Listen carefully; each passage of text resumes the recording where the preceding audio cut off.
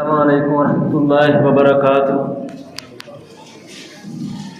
ان الحمد للہ نحمده ونستعینه ونستغفره ونعوذ باللہ من شرور انفسنا ومن سیئات اعمالنا من يهده الله فلا مضل له ومن يضلل فلا هادي له واشهد ان لا اله الا الله وحده لا شريك له واشهد ان محمدا عبده ورسوله اما بعد فان خير الحديث كتاب الله وخير الهدي هدي محمد صلى الله عليه وسلم وشر الامور محدثاتها وكل محدثة بدعة وكل بدعة ضلالة وكل ضلالة في النار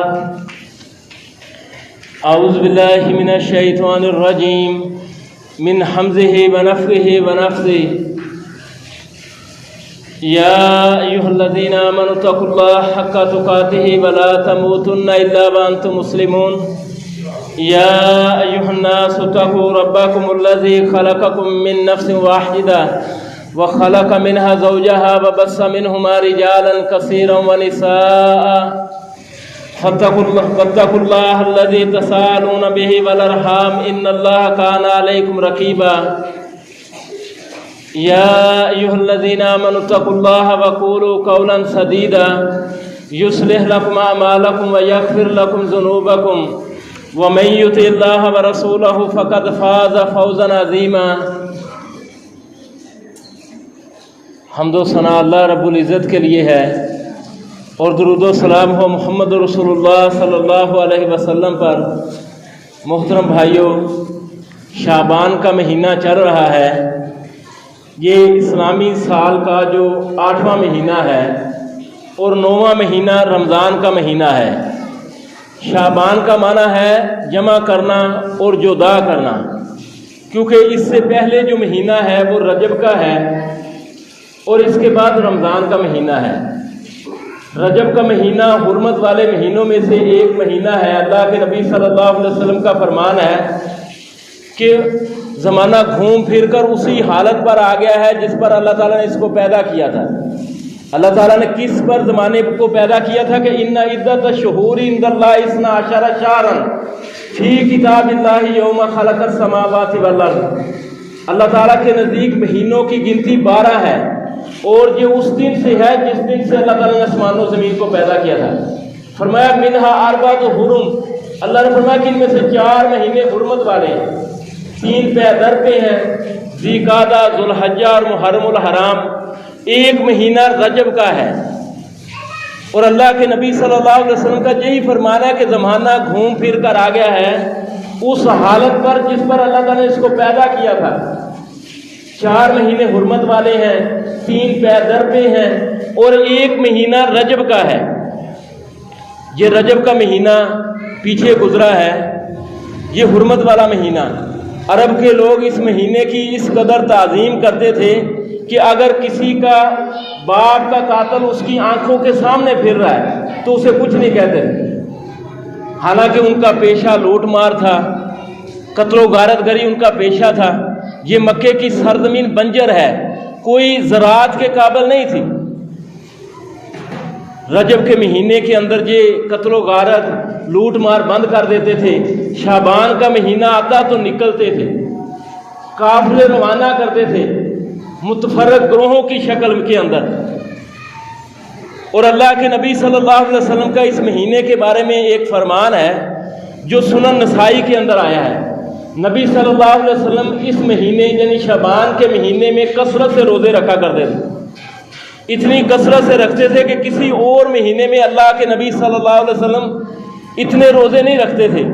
اسامہ بن زید رضی اللہ تعالیٰ عنہ، یہ اللہ کے نبی صلی اللہ علیہ وسلم کے صحابی، اللہ کے نبی صلی اللہ علیہ وسلم سے پوچھتے ہیں کیا اللہ کے نبی صلی اللہ علیہ وسلم آپ اس مہینے اس قدر روزے رکھتے ہیں کہ کسی اور مہینے نہیں رکھتے ہیں، اس کی کیا حکمت ہے، کیا وجہ ہے؟ آپ نے فرمایا ذالک شہر یغفل الناس، یہ وہ مہینہ ہے کہ جس میں لوگ غفلت برتتے ہیں۔ کیوں غفلت برتتے ہیں؟ رجب کا مہینہ ہے، پہلے رجب کا مہینہ ہے جو حرمت والا مہینہ ہے، اللہ کا فرمان ہے ان حرمت والے مہینوں کے بارے میں، فلا تظلموا فیہن انفسکم، اپنی جانوں پر ظلم نہ کرو، ان میں کیا ہوا ظلم زیادتی وہ اللہ کے نزدیک بہت بڑا ہے، ان میں کی ہوئی نیکی وہ بھی اللہ کے نزدیک بہت بڑی ہے۔ اور آگے نیکیوں کا مہینہ آ رہا ہے رمضان کا، لیکن شعبان کے مہینے کے اندر لوگ غفلت برتتے ہیں۔ کتنی غفلت ہے کہ 10 مہینے گزر چکے ہیں، یہ 11واں مہینہ ہے، ابھی وہ لوگ جن کے فرضی قضائی روزے رہتے ہیں وہ انہوں نے نہیں رکھے۔ وہ عورتیں ہیں، یعنی ہر عورت کو 6 یا 7 روزے ہوتے ہیں جو اس مہینے آتے ہیں، یا نفاس والی عورت جس نے بچہ جنم دیا ہے رمضان کے مہینے میں اس کے روزے رہتے ہیں، یا کوئی مریض یا مسافر ہے۔ اللہ نے فرمایا کہ جو تم میں سے یہ مہینہ پائے اور وہ مسافر ہو، مریض ہو، بعد میں قضائی دے لے۔ ابھی تک غفلت کا شکار ہے کہ اس مہینے کے آنے کے باوجود وہ اپنے پچھلے سال کے رمضان کے روزے لیے ہوئے ہیں، ان کی ادائیگی نہیں کر سکی۔ اس لیے علماء نے اس کو غفلت کا مہینہ کہا ہے۔ اور آپ بھی دیکھ لیں لوگوں کا رویہ کیا ہے، جی رمضان میں ہم گناہ چھوڑ دیں گے، یہ امیدیں لگا کر بیٹھے ہوئے ہیں، پتہ نہیں رمضان ابھی حاصل ہو یا نہ ہو۔ یعنی شعبان کا مہینہ اس کو علماء نے غفلت کا مہینہ کہا ہے، اور اللہ کے نبی صلی اللہ علیہ وسلم نے فرمایا ذالک شہر یغفل الناس بین رجب و رمضان، یہ مہینہ جو رجب اور رمضان کے درمیان آیا ہے اس میں لوگ غفلت برتتے ہیں۔ اور آپ نے فرمایا وَهُوَ شَرْحٌ، یہ وہ مہینہ ہے ترفع فیہ الاعمال الی رب العالمین، یہ اس مہینے کی اہمیت ہے کہ اس مہینے بندوں کے جو اعمال ہیں وہ اللہ تعالیٰ کی بارگاہ میں پیش کیے جاتے ہیں۔ فرمایا وَأُحِبُّ أَن يُرْفَعَ عَمَلِي وَأَنَا صَائِمٌ، اور مجھے یہ بات پسند ہے کہ میرا عمل جب اللہ کی بارگاہ میں پیش ہو تو اس میں یہ ایک اضافی نیکی روزے کی ہو، اس لیے میں اس مہینے کثرت سے روزے رکھتا ہوں۔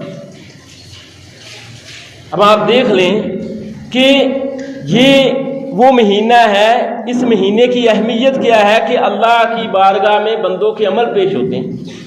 یعنی ایک تو اللہ کی بارگاہ میں جو عمل پیش ہوتے ہیں، ایک تو روزانہ ہے، یعنی صبح کے وقت، فجر کی نماز کے وقت اور عصر کے وقت فرشتوں کی ڈیوٹیاں تبدیل ہوتی ہیں۔ حدیث کے اندر آتا ہے، بخاری کی روایت ہے، یہ ہے روزانہ۔ اور دوسرا ہے ہفتہ وار، سوموار اور جمعرات کے دن اللہ کی بارگاہ میں ہفتہ وار عمل پیش ہوتے ہیں۔ نبی صلی اللہ علیہ وسلم نے فرمایا، جب آپ سے پوچھا گیا آپ یہ روزہ کیوں رکھتے ہیں سوموار اور جمعرات کا، تو آپ نے فرمایا کہ اس دن اللہ تعالیٰ کے بارگاہ میں ہفتہ وار، یعنی یہ ہفتہ وار ہے، رپورٹ پیش ہوتی ہے، اعمال پیش ہوتے ہیں، اور میں یہ چاہتا ہوں کہ یہ جب میرا عمل پیش ہو تو اس میں یہ اضافی نیکی روزے کی بھی ہو۔ اور اب یہ آپ فرما رہے ہیں کہ میں شعبان کے روزے کثرت سے اس لیے رکھتا ہوں کہ میں یہ پسند کرتا ہوں جب اللہ کی بارگاہ میں میرا عمل پیش ہو تو یہ نیکی بھی ہو۔ یعنی یہ مہینہ ہے کہ اللہ کی بارگاہ میں عمل پیش ہوتے ہیں۔ اب ہماری کیا روٹین ہونی چاہیے کہ جب ہمارے عمل پیش ہوتے ہیں تو ہم اللہ کی عبادت میں مصروف ہوں، زیادہ سے زیادہ اللہ کی اس مہینے میں عبادت کریں۔ رمضان کی تیاری کا یہ مہینہ ہے، ٹریننگ کا یہ مہینہ ہے، کیونکہ رمضان کے روزے فرضی ہیں، فرضی روزے ہیں، اور ایسے فرضی روزے ہیں کہ جن کے بارے میں اللہ کے نبی صلی اللہ علیہ وسلم نے فرمایا کہ بودن لمن ادرک رمضان فلم یغفر لہ، کہ اس بندے کے لیے ہلاکت ہے، بربادی ہے، لعنت ہے، اللہ سے دوری ہے جو رمضان کا مہینہ پائے اور اس کے باوجود اپنی بخشش نہ کروا سکے۔ لیکن ایسی چیز جس کے لیے اتنی بڑی وعید آ رہی ہے، اس کے باوجود ایک بندہ تیاری نہ کرے، تیاری نہیں کرتا، تو اس کا مطلب ہے کہ یہ بندہ غفلت کا شکار ہے، اور لوگوں کی اکثریت اس مہینے غفلت کا شکار ہے۔ لیکن اگر نیکیوں پر آ جائے، جس طرح کہ اللہ کے نبی صلی اللہ علیہ وسلم نے اس مہینے میں کثرت سے روزے رکھے، بندہ نیکیوں پر آ جائے تو یہ اس بات کی علامت ہے کہ اس کی جو روح ہے وہ نیکی پر رمضان میں بھی آمادہ ہوگی۔ اور پھر رمضان کا مہینہ جو ہے جو اس مہینے کے بعد آنے والا ہے، یہ مہینہ رحمت کا ہے، بخشش کا ہے، جہنم سے نجات کا ہے، جنت کی خوشخبری حاصل کرنے کا ہے، قرآن کے نزول کا مہینہ ہے، لیلۃ القدر اس مہینے کے اندر ہے، فرشتوں کے اترنے کا یہ مہینہ ہے۔ اتنا عظیم مہینہ ہماری زندگی میں آ رہا ہے۔ یعنی آپ دیکھیں، آپ سوچیں کہ اگر کوئی عظیم ترین مہمان آپ کے گھر آئے تو آپ کیا کرتے ہیں؟ آپ اپنے گھر کی صفائی کرتے ہیں، اس کو سنوارتے ہیں، اس کو زینت دیتے ہیں اور بچوں کو یہ بتاتے ہیں کہ ہمارے گھر کے اندر ایک مہمان آنے والا ہے، اور خوشی سے پھولتے ہیں۔ بچوں کو یہ بتاتے ہیں کہ اس مہمان کے سامنے تمیز سے رہنا ہے نا، یعنی یہ نہیں کوئی ایسی بات نہیں کرنی کہ جو مہمان کو بری لگے۔ یعنی آپ ایسا تو نہیں کرتے کہ مہمان آ جائے اور آپ ایسے ہی اٹھ کر اس کا استقبال کریں، ایسے ہی اٹھ کر، اور پھر جب وہ ادھر بیٹھے میں نہا لوں، میں کپڑے بدل لوں، گھر والوں سے کہتے ہیں جی کہ مہمان آ چکا ہے، اس کو ادھر سے اٹھا دو، ادھر اس گھر کی صفائی کر لو، جہاں زینت دے دو، یعنی ایسا تو نہیں آپ کہتے، پہلے سے تیاری کرتے ہیں۔ تو یہ اللہ کا جو مہمان مہینہ ہے جو ہماری زندگیوں میں ایک بار پھر آ رہا ہے، تو اس کے لیے تیاری ہے۔ قرآن و حدیث کے اندر بے شمار دلائل ہیں، اللہ کے نبی صلی اللہ علیہ وسلم کی بے شمار حدیث ہے کہ رمضان آنے سے پہلے آپ اپنے صحابہ کی تربیت کیا کرتے تھے کہ ایک ایسا مہینہ آنے والا ہے جس میں جنت کے دروازے کھول دیے جاتے ہیں، جہنم کے دروازے بند کر دیے جاتے ہیں۔ آپ صلی اللہ علیہ وسلم اپنے صحابہ کو رمضان کے جو احکام ہیں وہ بیان کرتے تھے۔ ایسا تو نہیں ہے کہ ایک بندے نے روزہ رکھ لیا ہے، اب اسے یہی نہیں پتا کس سے ٹوٹتا ہے کس سے نہیں ٹوٹتا۔ یعنی یہ پہلے یہ عبادت کرنی ہے تو پہلے سے پتا ہو۔ اللہ کے نبی صلی اللہ علیہ وسلم اگر روزہ رکھتے تھے اس مہینے کثرت سے تو کچھ آپ نے احکام دیے ہیں۔ یعنی یہ نہیں آپ نے کہا کہ صرف 15ویں شعبان کا روزہ رکھنا ہے، جیسے ہمارے ہاں لوگوں نے روٹین بنا دی ہے، وہ شب برات ہے۔ ہاں ایک بندہ رکھ رہا ہے جمعرات کا، سوموار کا، وہاں 15ویں شعبان آ جاتی ہے، وہ تو رکھ سکتا ہے، لیکن صرف 15ویں شعبان کو خاص کرنا یہ جائز نہیں۔ اور پھر 15ویں شعبان کے بعد اللہ کے نبی صلی اللہ علیہ وسلم کا فرمان ہے جب نصف شعبان گزر جائے تو پھر روزہ نہ رکھو۔ یہ بھی رمضان کی تیاری ہے تاکہ تمہارے اندر کمزوری پیدا نہ ہو جائے، شک کا روزہ نہ رکھو۔ یعنی ہو سکتا ہے جی آج رمضان ہو، آج رمضان نہ ہو، یہ شک کا روزہ ہے۔ رمضان کے استقبال کا روزہ رکھنے سے منع کیا ہے، کیوں؟ تمہارے اندر کمزوری پیدا نہ ہو جائے۔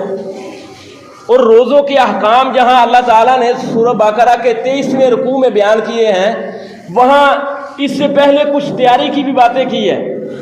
یعنی اللہ نے فرمایا یا ایھا الذین آمنوا، اے لوگو جو ایمان لائے ہو، کتب علیکم الصیام کما کتب من قبلکم، اے ایمان والو تم پر روزے فرض کیے گئے ہیں جس طرح کہ تم سے پہلے لوگوں پر فرض کیے گئے تھے۔ مقصد کیا ہے؟ لعلکم تتقون، تاکہ تم متقی بن جاؤ، پرہیزگار بن جاؤ۔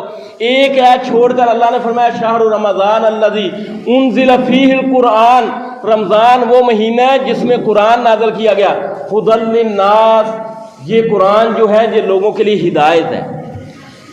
لیکن یہ سورہ بقرہ ہے اور سورہ بقرہ کا 23واں رکوع ہے، لیکن شروع میں اللہ نے کیا فرمایا؟ ذالک الکتاب لا ریب فیہ ھدی للمتقین، یہ کتاب جس میں کوئی شک نہیں ہے متقین کے لیے ہدایت ہے۔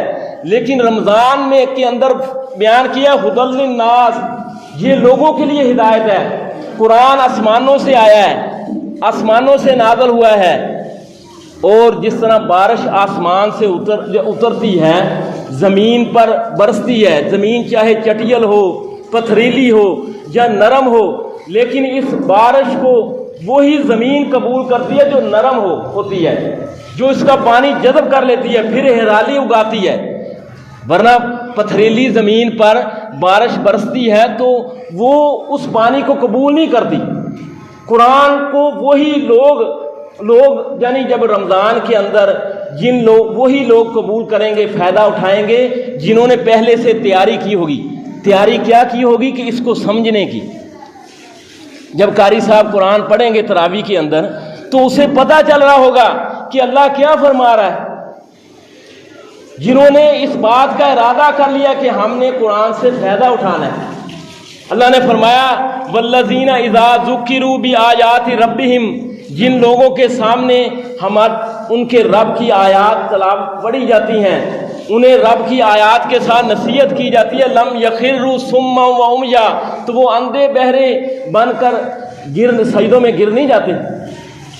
پتہ ہی نہیں ہو رہا کہ قاری صاحب کیا پڑھ رہے ہیں، کیا اللہ تعالیٰ کلام فرما رہا ہے، بس رکوع ہو رہا ہے، سجدہ ہو رہا ہے، بلکہ وہ بات کو سمجھتے ہیں اور بات کو سمجھ کر اللہ کے کلام کو سمجھ کر رکوع کرتے ہیں، سجدہ کرتے ہیں، اندھے بہرے بن کر وہ رکوع سجدہ نہیں کرتے اور پھر اس سے عبرت حاصل کرتے ہیں۔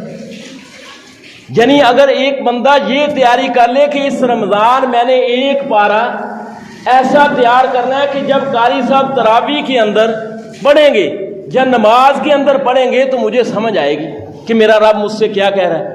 مثلا آپ دیکھیں آدم علیہ السلام کا جو واقعہ ہے ابلیس کا اور آدم علیہ السلام کا، یہ اللہ تعالیٰ نے قرآن مجید کے اندر 7 جگہ ذکر کیا ہے، اور اس واقعے کے اندر آدم علیہ السلام کا ایک کردار ذکر کیا ہے کہ غلطی آدم سے بھی ہوئی، غلطی ابلیس سے بھی ہوئی، لیکن آدم نے اپنی غلطی کو تسلیم کیا، فوراً توبہ کی، دعا کی، ربنا ظلمنا انفسنا وان لم تغفر لنا وترحمنا لنکونن من الخاسرین، کہ اے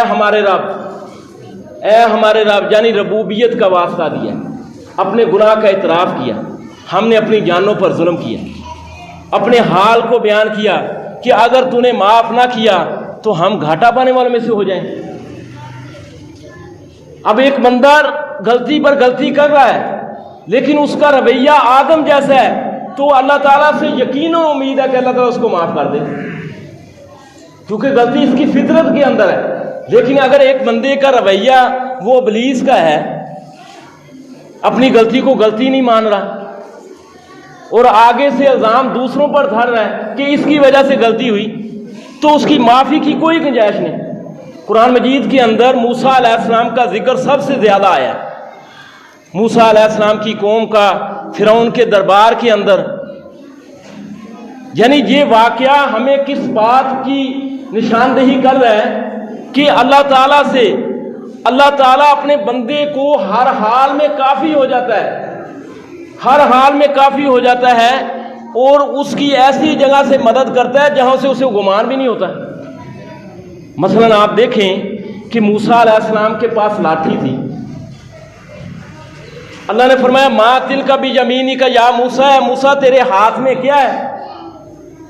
حالانکہ اللہ کو تو پتا تھا، لیکن موسیٰ علیہ السلام نے کہا یا عصای، اے اللہ یہ لاٹھی ہے، اتوکل علیہا، میں اس پر ٹیک لگاتا ہوں، واحش لھا علی غنمی، میں اس سے اپنی بکریوں کے لیے پتے جھاڑتا ہوں، تو ولی فیہا معارب اخرى، اور میرے لیے اس میں بے شمار ضرورتیں ہیں، کبھی سانپ آ جاتا ہے، بچھو آ جاتا ہے، میں اس کو بھی مارتا ہوں۔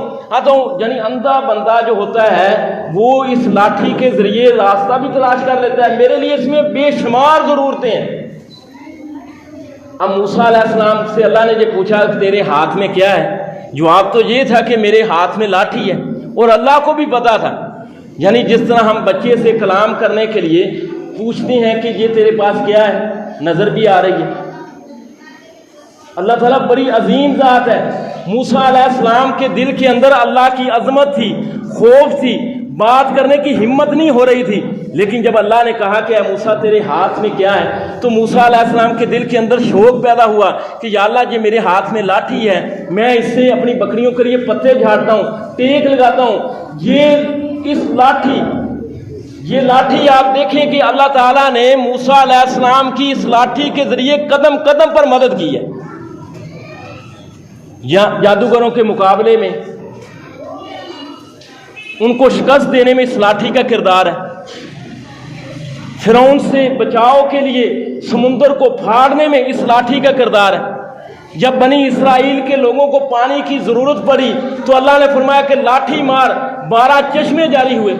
سورہ یوسف کو آپ پڑھیں، سورہ یوسف کے اندر آپ دیکھیں اللہ تعالیٰ نے یوسف علیہ السلام کی قمیض کا ذکر کیا ہے۔ اب یہ معمولی سی بات ہے، یعنی معمولی سی چیز ہے یوسف علیہ السلام کی قمیض، لیکن اللہ تعالیٰ نے یوسف علیہ السلام کی قمیض کے ساتھ بے شمار جگہ یوسف علیہ السلام کی مدد کی ہے۔ بھائی یوسف علیہ السلام کو لے گئے، اپنے باپ کے پاس آ گئے، یوسف کو بھیڑیا کھا گیا، دیکھ لیں اس کی قمیض پر خون لگا ہوا ہے۔ باپ نے دیکھ لیا کہ میرے بیٹے جو جھوٹ بول رہے ہیں کہ بھیڑیا تو بڑا سیانا تھا، میرا بیٹا تو کھا گیا لیکن قمیض صحیح ہے۔ زلیخا کے بارے میں یوسف علیہ السلام کی پاک دامنی کی گواہی اس قمیض نے دی۔ کہنے والے نے کہا کہ اگر قمیض آگے سے پھٹی ہے تو پھر تو یہ گناہ گار ہے، یہ اس کے گلے پڑ رہا تھا، وہ بچاؤ کر رہی تھی، لیکن اگر قمیض پیچھے سے پھٹی ہے تو یہ عورت گناہ گار ہے، اور قمیض پیچھے سے پھٹی تھی۔ اور پھر سورہ یوسف کے اندر اللہ تعالیٰ نے بیان کیا کہ یوسف علیہ السلام کو ان نے کہا اپنے بھائی سے یہ قمیض لے جا اور میرے باپ کی آنکھوں پر ڈال دینا، جس سے وہ بینا ہو جائے گا، دیکھنے والا بن جائے گا۔ یعنی یہ معمولی سی چیز ہے اور جس کے ذریعے اللہ تعالیٰ اپنے بندوں کی مدد کر رہا ہے، یہ عام سی چیزیں ہیں۔ اس لیے قرآن کو سمجھنے کے لیے اگر ایک بندہ یہ طے کر لے کہ یہ آنے والا جو رمضان ہے اس میں نے چند صورتیں قرآن کے چند پارے اس انداز سے تیار کرنے ہیں، اس انداز سے کہ میرا رب جب اس سے کلام کرے، میرے سامنے قرآن پڑھا جائے تو میں اس کو سمجھ کر سجدے میں گروں، اس کو سمجھ کر میں رکوع میں جاؤں، ایسا نہیں کہ اندھا بہرا بن کر میں رکوع سجدہ کر رہا ہوں۔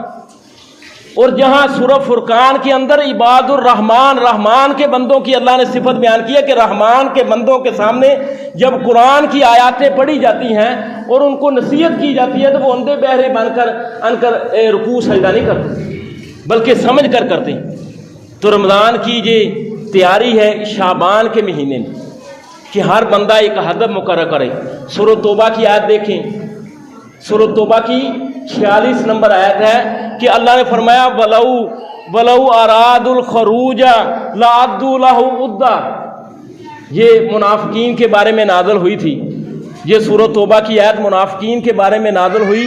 غزوہ تبوک کے موقع پر کچھ منافقین نے یہ کہا کہ ہم بھی جہاد کے لیے تیار ہیں، ہمارا بھی جانے کا ارادہ تھا۔ اللہ نے فرمایا کہ اگر ان کا نکلنے کا ارادہ ہوتا تو ضرور اس کے لیے تیاری کرتے، 60-70 سال کی ان کی عمر ہو گئی ہے، اگر جہاد کے لیے نکلنے کا ارادہ ہوتا، نشانہ بازی سیکھتے، اللہ کے نبی صلی اللہ علیہ وسلم جب مارکے کے لیے روانہ کرتے تو تیار ہوتے، اپنا نام درج کرواتے، لیکن بس باتیں ہیں جی جہاد اکبر، نفس کو پاک کرنا ہے، بس اپنی اصلاح کرنا ہے، کبھی کسی مارکے کے اندر شامل نہیں ہوئی، کبھی کوئی ٹریننگ نہیں کی۔ تو اللہ نے فرمایا وَلَٰكِنْ كَرِهَ اللَّهُ انبعاثَهُمْ، تو پھر جب ان لوگوں نے تیاری نہیں کی جہاد کی تو اللہ تعالیٰ کو پھر ان کا اٹھنا ہی ناپسند گزرا۔ فَثَبَّتَهُمْ، تو اللہ تعالیٰ نے انہیں جہاد سے روک دیا، یہ سست مان گئے تو اللہ نے بھی انہیں سست بنا دیا۔ فرمایا وَقِيلَ اقْعُدُوا، اور ان سے کہا گیا بیٹھ رہو، مال قائدین، بیٹھے رہنے والوں کے ساتھ، عورتیں بیٹھنے رہنے والی ہیں ان کے ساتھ تم بھی بیٹھ جاؤ، جو معذور لوگ ہیں وہ بیٹھے ہوئے ہیں تم بھی بیٹھ جاؤ۔ یعنی رمضان سے پہلے شعبان کے مہینے میں اس آیت پر ایک بندہ غور کرے کہ جب ایک بندہ رمضان کی تیاری نہیں کرتا تو اللہ تعالیٰ بھی اس سے یہ کہتا ہے سست بن گئے ہو، سست بن جاؤ، پھر اللہ تعالیٰ توفیق نہیں دیتا، وہ بندہ محروم رہ جاتا ہے نیکی سے۔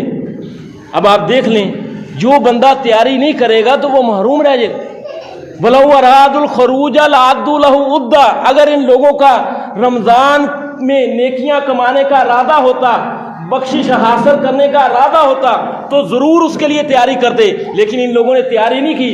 جب تیاری نہیں کی تو یہ اس بات کا ارادہ ہے، مطلب ہے کہ اللہ تعالیٰ نے انہیں سست بنا دیا، پھر اللہ تعالیٰ بھی انہیں توفیق نہیں دیتا، انہیں محروم کر دیتا ہے۔ تو سب سے بڑی تیاری کیا ہے کہ دل کو پاک کرنا، دل کو گناہوں سے پاک کرنا، کیونکہ یہ بڑی رکاوٹ ہے عبادت کو حاصل کرنے میں۔ یہ بڑی رکاوٹ ہے کہ بندہ اپنے دل کے اندر گناہ کو پال لے، یہ نیت کر لے کہ رمضان آئے گا، چلو وقتی بعد آ جائیں گے گناہوں سے، اعتکاف بیٹھیں گے، اعتکاف سے اٹھیں گے، حمام میں جائیں گے، وہاں داڑھی جو بڑی ہوئی ہے وہ بھی کٹوا دیں گے۔ تو ایسے لوگوں کو کہ دل کے اندر جو بدگمانی ہے، اللہ تعالیٰ انہیں نیکی کی توفیق نہیں دیتا۔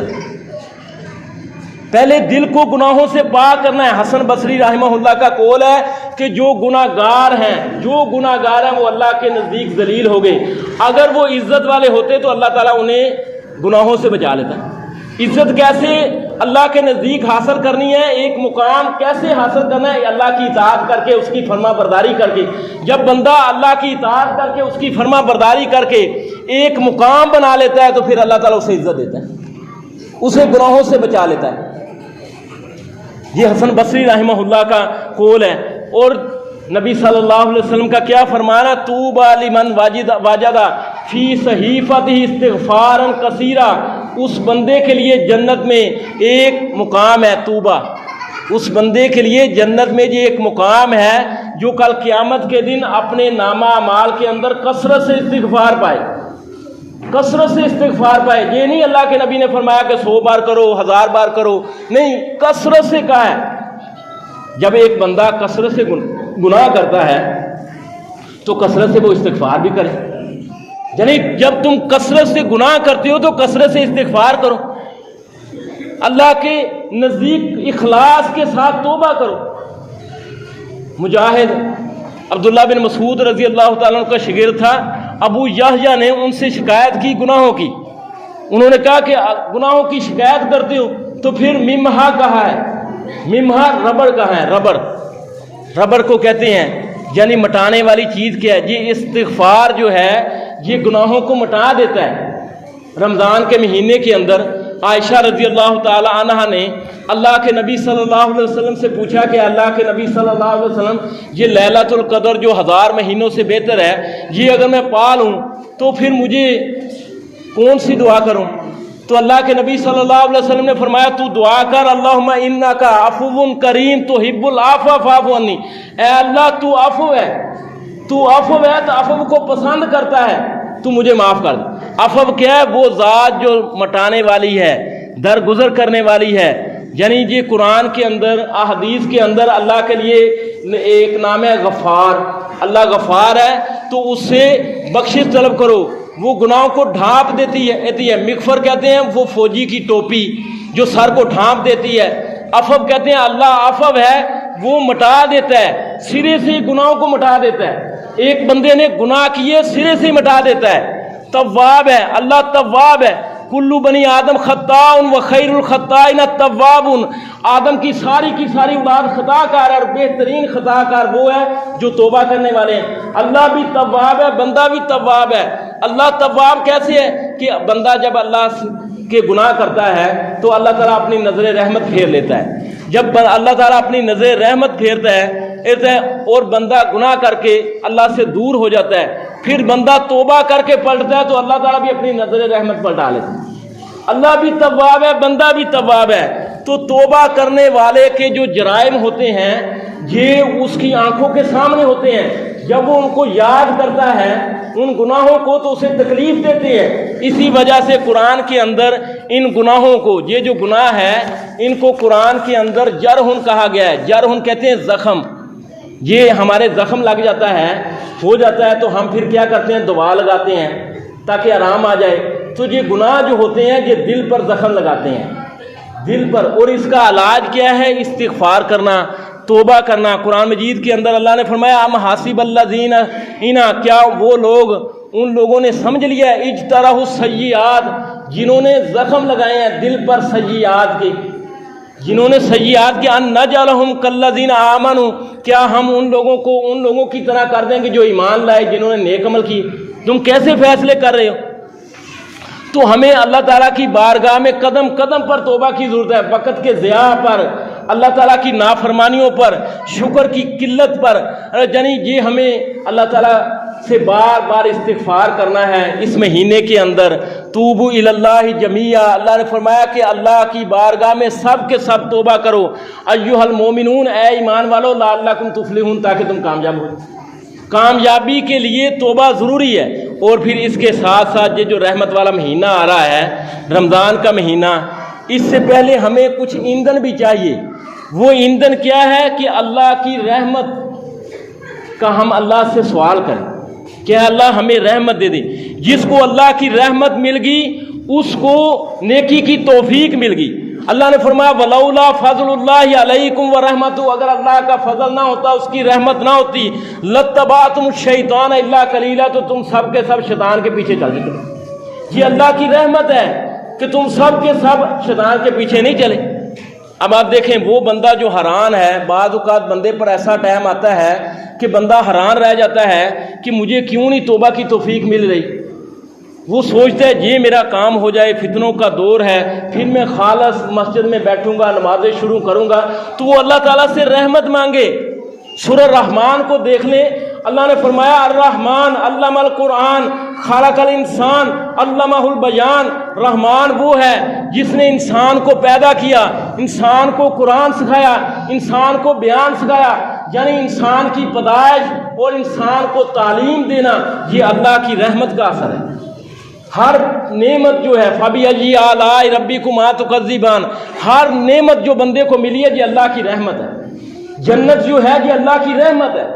اللہ سے اس رحمت کا سوال کرنا، اور یہ رحمت، یہ جنت جو ہے یہ کوئی بندہ بھی اپنے عملوں کی وجہ سے جنت میں داخل نہیں ہوگا، بلکہ اللہ کی رحمت کی وجہ سے داخل ہوگا۔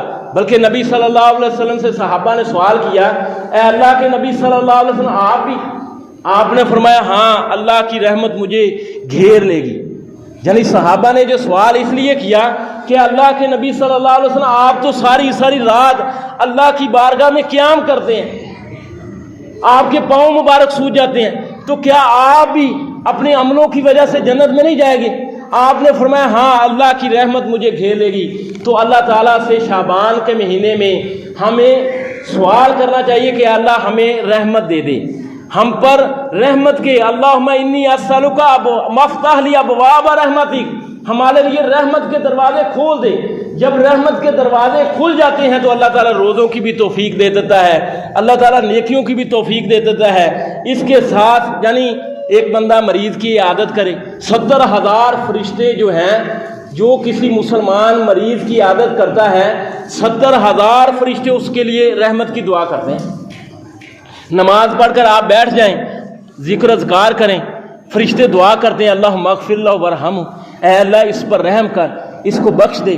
مسجد میں آنے والا جو دعا کرتا ہے اللہم افتح لی ابواب رحمتک، اے اللہ میرے لیے رحمت کے دروازے کھول دے۔ یا حی یا قیوم برحمتک استغیث، اے ہمیشہ زندہ رہنے والی ذات، اے قائم رہنے والی ذات، میں تجھ سے تیری رحمت کا سوال کرتا ہوں، تیری رحمت سے فریاد کرتا ہوں۔ ہم میں سے ہر ایک چاہتا ہے کہ ہماری یہ جو گردن ہے، ہمارا یہ جو جسم ہے بڑا نازک ہے، جہنم سے بچ جائے۔ تو اس جہنم سے بچنے کے لیے ہمیں رحمت کا ایندھن چاہیے۔ اور اس کے ساتھ ساتھ ایک اور چیز، اللہ نے فرمایا انا ہدیناہ السبیل اما شاکرا و اما کفورا، ہم نے ہدایت کا راستہ لوگوں کے لیے واضح کر دیا ہے۔ یہ نیکی ہے، ہر بندہ جانتا ہے، یہ رمضان کا مہینہ ہے، نیکیوں کا مہینہ ہے۔ اب یہ بندے کے لیے کہ اما شاکرا و اما کفورا، اب یا تو شکر گزار بندہ بن جائے جو کفر کرنے والا بن جائے۔ ایک چیز اللہ نے بیان کی ہے کہ لئن شکرتم لازیدنکم، اگر تم شکر کرو گے میں تمہیں اور زیادہ دوں گا۔ یعنی بندہ نماز پڑھے تو اللہ کا شکر ادا کرے کہ یا اللہ تو نے توفیق دے دی، اور یہ شکر جو ہے یہ حافظ ہے، آپ کی اس نیکی کی حفاظت کرے گا۔ یہ شکر جو ہے یہ جالب ہے، یعنی دوسری نیکیوں کو کھینچنے والا ہے۔ اللہ نے فرمایا کہ اگر تم شکر کرو گے ہم اور زیادہ دیں گے، پہلی نیکی تمہاری محفوظ ہے، ہم تجھے اور توفیق دیں گے۔ بندہ قدم قدم پر شکر کرے۔ بلکہ قرآن مجید کے اندر سورہ فرقان کے اندر جہاں عباد الرحمن کی صفات آئی ہے، وہاں اللہ نے فرمایا وَهُوَ الَّذِي جَعَلَ اللَّيْلَ وَالنَّهَارَ خِلْفَةً، وہ اللہ ہی ہے جس نے رات اور دن کو پیدا کیا جو ایک دوسرے کے پیچھے آتے ہیں۔ لِمَنْ أَرَادَ أَن يَذَّكَّرَ، یہ رات اور دن جو ہیں یہ اللہ تعالیٰ نے اس لیے پیدا کیا ہے تاکہ تم نصیحت حاصل کرو، او ارادہ شکورا، تو اور تاکہ تم شکر کرو۔